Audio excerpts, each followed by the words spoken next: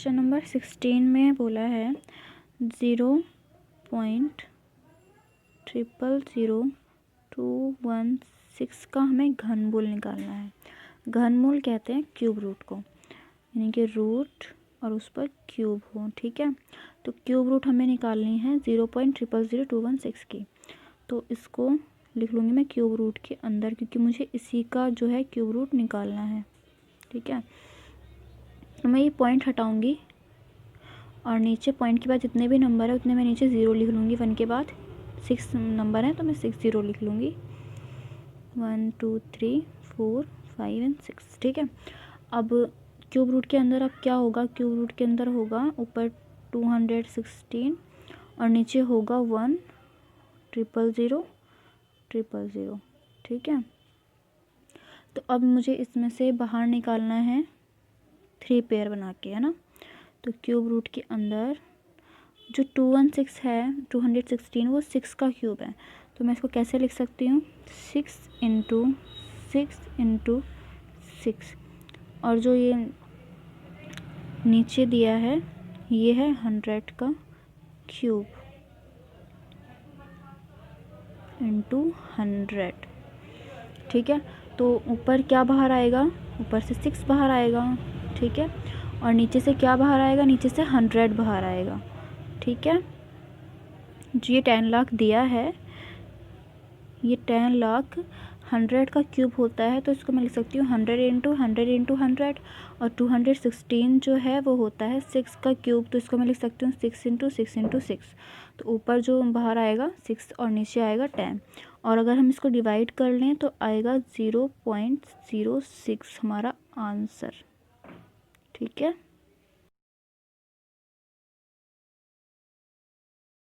17 में बोला है कि 3600 को किस छोटी से छोटी संख्या से भाग किया जाए कि भागफल पूर्ण घन हो।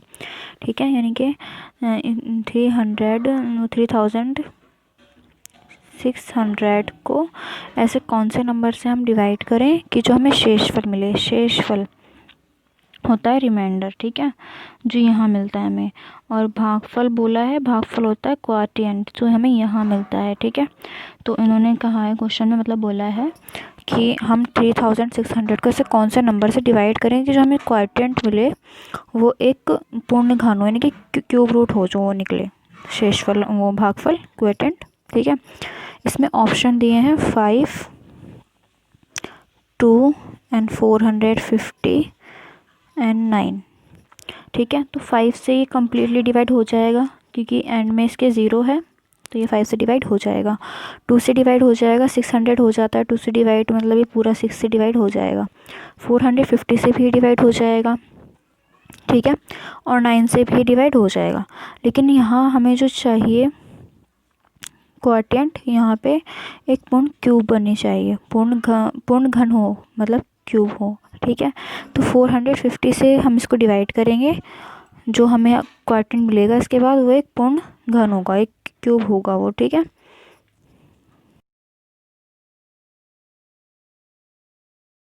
नंबर 18 में 2 क्यूब रूट हैं। ठीक है, और जो क्यूब रूट के अंदर है ना क्यूब रूट, पहले हम उसको सॉल्व करेंगे, इसको पहले हम सॉल्व करेंगे। तो 343 जो क्यूब होती है वो 7 की क्यूब होती है ना। 7 इंटू 7 होता है 343। ठीक है, यानी कि 7 की क्यूब होती है। तो क्योंकि स्क्वायर रूट पे क्यूब लगी हुई है तो हम इसको क्यूब करके बाहर लेके आएंगे।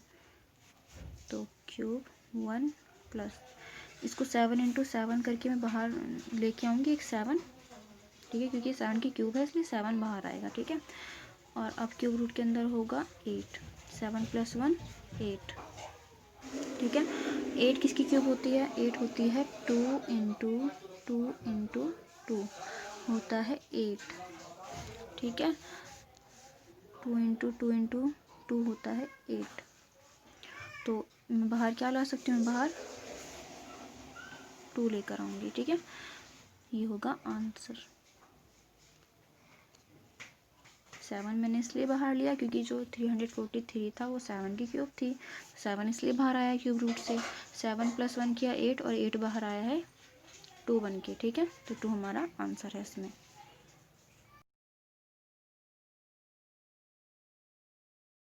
नंबर 19 में हमें 2 क्यूब रूट दी गई है, लेकिन जो नंबर है वो सिर्फ 1 है, ठीक है। तो इसको हम कैसे सॉल्व करेंगे? ये क्यूब रूट अभी ऐसे ही रहेगा, अंदर वाले को सॉल्व करते हैं। जो अंदर क्यूब रूट है 512 जो होता है किसका क्यूब होता है? वो होता है 8 का क्यूब। 8 इंटू 8 होता है 512, ठीक है। तो मैं बाहर क्या लेके आऊँगी? मैं बाहर 8 लेके आऊँगी, ठीक है। क्यूब मुझे ले करके बाहर लाना, क्योंकि क्यूब रूट है ये, तो आएगा 8 बाहर, ठीक है। इसको सॉल्व किया हमने तो ये 8 यहाँ पे बाहर आ गया, ठीक है। अब जो 8 होता है वो किसका क्यूब होता है? क्योंकि इसके ऊपर भी क्यूब रूट लगी हुई है, तो मुझे इसको भी क्यूब करके बाहर लेके आना है। तो करेंगे 2 इंटू 2 क्या होता है? 8 होता है, ठीक है। 2 इंटू 2 होता है 8, ठीक है। तो यहाँ से क्या बाहर आएगा? 2 बाहर आएगा यहाँ से भी, तो 2, इसका आंसर भी 2 होगा, ठीक है।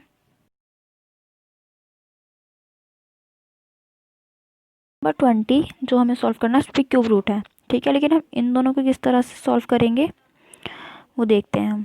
क्यूब रूट के अंदर हमें पॉइंट हटाने हैं। पॉइंट हटाएंगे तो नीचे क्या आएगा?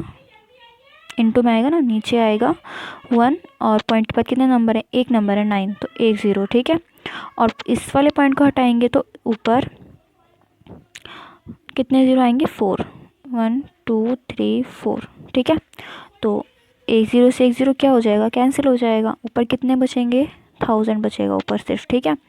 तो इसके अंदर को रूट के अंदर क्या बचेगा? 729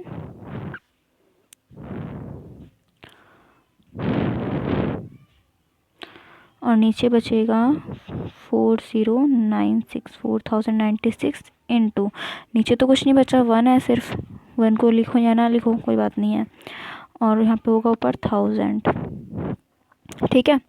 अगर यहाँ 1 मैं लिख लूँ तो इनको इंटू करूँ अगर, तो वापस से यही आ जाएगा, है ना। तो 1 को रहने देते हैं, ठीक है। तो अब हम इसको करते हैं सॉल्व। जो 729 है ये किसका क्यूब है? हम क्यूब इसलिए कर रहे हैं क्योंकि यहाँ पे क्यूब रूट लगी हुई है, ठीक है। तो 729 जो है वो 9 का क्यूब है।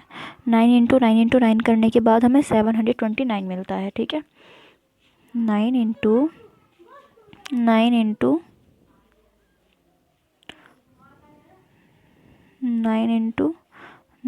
9 होता है 729, तो इसलिए ऊपर क्या बाहर आएगा? 9।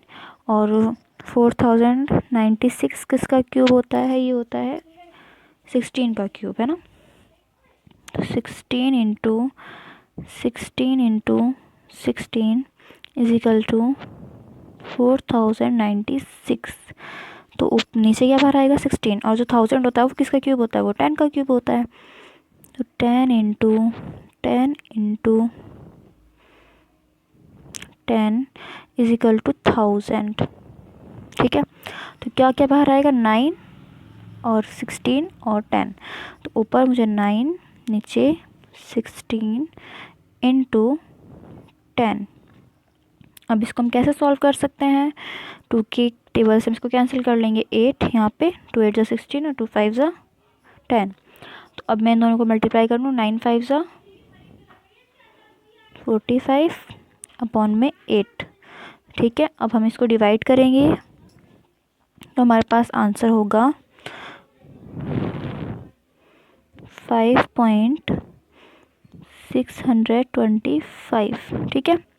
8 को 45 से डिवाइड करने पे होगा